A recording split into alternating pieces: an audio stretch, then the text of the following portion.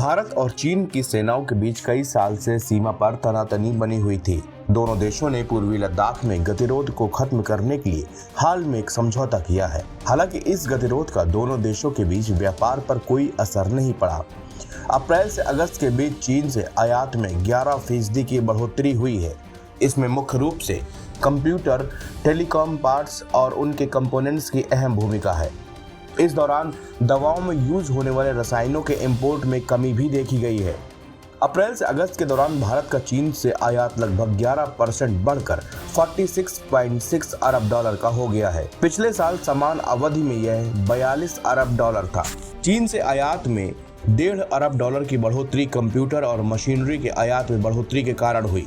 वाणिज्य विभाग के आंकड़ों के मुताबिक विद्युत मशीनरी, इलेक्ट्रॉनिक्स और टेलीकॉम गियर्स के कारण चीन से आयात 3.2 अरब डॉलर बढ़ गया है। थिंक टैंक GTRI के चीन से आयात होने वाले सामान में 10 तरह के आइटम्स की हिस्सेदारी 83.8% है और अप्रैल से अगस्त 2024 के दौरान इसमें औसतन 14.7 की वृद्धि देखी गई। चीन से होने वाले आयात में इलेक्ट्रॉनिक्स, मशीनरी और कार्बनिक रसायन की 2/3 हिस्सेदारी है। अप्रैल अगस्त 2024 के बीच चीन के साथ भारत का व्यापार घाटा बढ़कर 40.8 अरब डॉलर हो गया, जबकि एक साल पहले ये 35.7 अरब डॉलर था। इसकी वजह यह रही कि भारत का आयात तो बढ़ गया, लेकिन निर्यात 8% घटकर 6.3 अरब डॉलर रह गया। GTRI के आंकड़ों के मुताबिक चीन से आयात इंटीग्रेटेड सर्किट, माइक्रो असेंबली और मेमोरी का आयात 49% से बढ़कर 3.5 अरब डॉलर पहुंच गया है। एक सेगमेंट के रूप में मोबाइल कंपोनेंट और फोन में 83% की वृद्धि देखी गई और ये 2.7 अरब डॉलर का हो गया। एक कैटेगरी के रूप में चालू वित्त वर्ष के पहले 5 महीनों के दौरान चीन से स्मार्टफोन का आयात घटकर 7.6 करोड़ डॉलर रह गया, जबकि एक साल पहले की अवधि में ये 18.7 करोड़ डॉलर था।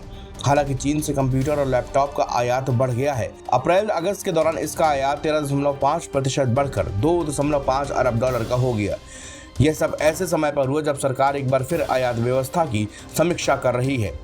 इसी तरह सोलर मॉड्यूल, सेल और पैनल का आयात 50% बढ़कर 1.1 अरब डॉलर पहुंच गया है। इस बीच एंटीबायोटिक्स के मामले में अच्छी खबर ये रही कि इसका आयात 70 करोड़ डॉलर पर फ्लैट रहा, जबकि लिथियम आयन सेल का आयात 20% घटकर 83.7 करोड़ डॉलर रह गया है। इलेक्ट्रॉनिक्स और दवाइयाँ दो ऐसे प्रोडक्ट सेगमेंट हैं जहां सरकार चीन से आयात पर निर्भरता कम करने की कोशिश कर रही है। NBT ऑनलाइन की रिपोर्ट।